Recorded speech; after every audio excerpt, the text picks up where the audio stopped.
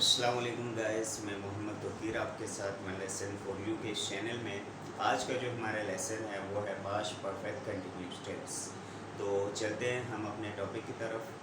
सबसे पहले how to identify this tense. इस टेंस को पहचानने का तरीका क्या है हमारे पास।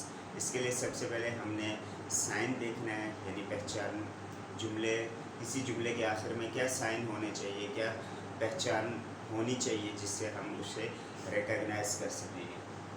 तो किसी भी जुमले के आखिर में जब रहा था, रही थी, रहे थे वगैरह हो और प्लस टाइम को ऐड किया जाए तो वो हमारे पास पास्ट परफेक्ट कंटिन्यूस टेंस बन जाएगा और उसमें वही स्ट्रक्चर अप्लाई करेंगे जो पास्ट परफेक्ट कंटिन्यूस टेंस का स्ट्रक्चर है या फार्मूला है। इसका स्ट्रक्चर या डेटा क्या है। हेल्पिंग वर्ब हैड बीन, इसमें जो हेल्पिंग वर्ब इस्तेमाल होता है हैड बीन इस्तेमाल होता है।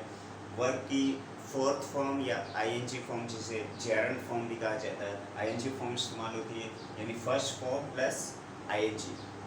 Reason why do we use this tense, इस टेंस को हम इस्तेमाल क्यों करते हैं। It is use for an action which is started in past and continues up to another time in past. माजी में कोई भी काम शुरू किया जाता है और माजी में ही वो काम रनिंग में रहता है और माजी में ही ख़त्म हो जाता है, तो ऐसा tense past perfect continuous tense कहलाता है। यानी कोई ऐसा काम जो माजी में या पास्ट में शुरू हुआ और पास्ट में वो रनिंग में रहा और फिर पास्ट में ही ख़त्म हो गया, तो ऐसा टेंस हमारे पास जो है पास्ट परफेक्ट कंटिन्यूस कहलाता है। इसके एग्जांपल्स क्या है। अच्छा, एग्जांपल्स से पहले एडिशन, इसमें जो है सिंस और फॉर का इस्तेमाल होता है। ये हम पहले भी पढ़ चुके हैं प्रेजेंट परफेक्ट टेंस में हमने, या प्रेजेंट परफेक्ट कंटिन्यूस टेंस में हमने ये पढ़ा था कि सिंस और फॉर को कैसे इस्तेमाल करते हैं।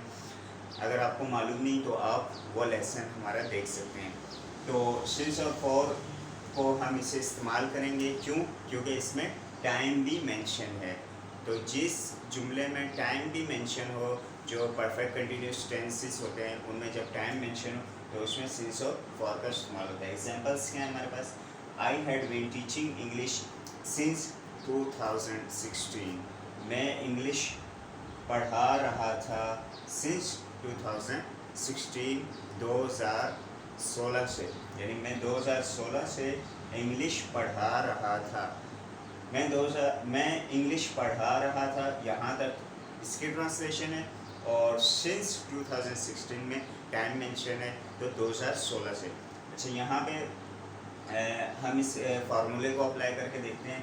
सबसे पहले हमारे पास सब्जेक्ट आ गया, फिर हेल्पिंग वर्ब हैड बीन और फिर जो है हमारे पास ऑब्जेक्ट आ गया, यानी वर्ब और प्लस ऑब्जेक्ट। तो और वर्ब की हमारे पास फोर्थ फॉर्म या आईएनजी फॉर्म आ गई और इसी तरह हमारे पास ऑब्जेक्ट आ गया और ये जो है ये टाइम को मेंशन कर रहा है सिंस 2016, तो ये टाइम की वजह से हमारे पास आया। अच्छा, सिंस क्यों इस्तेमाल किया गया, जैसे कि हम पहले भी बयान कर चुके हैं।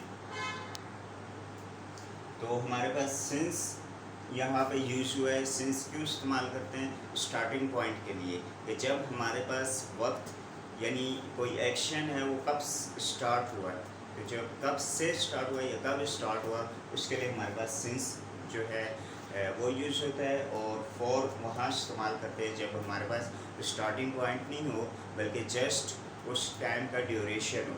जैसे मैं 5 साल से जो है इंग्लिश पढ़ा रहा था, तो ये जो है I had been teaching English for 5 years, मैं 5 साल से इंग्लिश पढ़ा रहा था।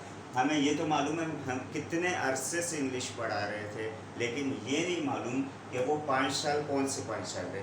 अगर मैं यहाँ लगा देता हूँ फॉर लास्ट, अगर मैं यहाँ पे जस्ट लगा देता हूँ लास्ट 5 years, तो लास्ट के साथ हमारे पास फिर सिंस आ जाता है। सिंस लास्ट 5 years के पिछले 5 सालों से मैं इंग्लिश पढ़ा रहा था। तो सिंस और फॉर जो है होपफुली कि ये क्लियर हो चुका होगा, नहीं क्लियर तो मज़ीद इसके जो है डिटेल हम पहले मेंशन कर चुके हैं पिछले लेसन्स में। तो यहाँ पे हमारा जो है ये टेंस कंप्लीट होता है। इसकी जो नेगेटिव कंडीशन है, नेगेटिव हम कैसे बनाएंगे, आई हैड नॉट बीन लगा देंगे, यानी कि जब भी किसी जुमले में हमारे पास हेल्पिंग वर्ब कॉम्बिनेशन के फॉर्म में हो, यानी एक से ज़्यादा हो, जैसे हेड और बीन ये दो हैं, तो हेड के दरमियान में, हेड और बीन के दरमियान में जो है नॉट लगा देंगे तो ये हमारे पास जो है नेगेटिव सेंटेंस बन जाएगा। जैसे कि I had not been teaching English since 2016, मैं 2016 से इंग्लिश नहीं पढ़ा रहा था। तो और भी जितने जुमले इस तरह के आप खुद प्रैक्टिस कीजिएगा और उसमें टाइम को भी मेंशन करें, और टाइम की मज़ीद जो है डिटेल जो है आप सिंस और फॉर वाला लेसन पढ़ के जो है उसको मज़ीद बेहतर समझ सकते हैं। होप के आपको अच्छे तरीके से इंशाल्लाह समझ आ गया होगा, और उम्मीद करता हूँ कि आप जो है इस लेसन की अच्छी तरह प्रैक्टिस करेंगे, मज़ीद अपने पास जुमले भी बनाएंगे। नेक्स्ट लेसन तक के लिए मैं आपसे इजाज़त चाहता हूँ। अल्लाह हाफ़िज़, अस्सलामु अलैकुम।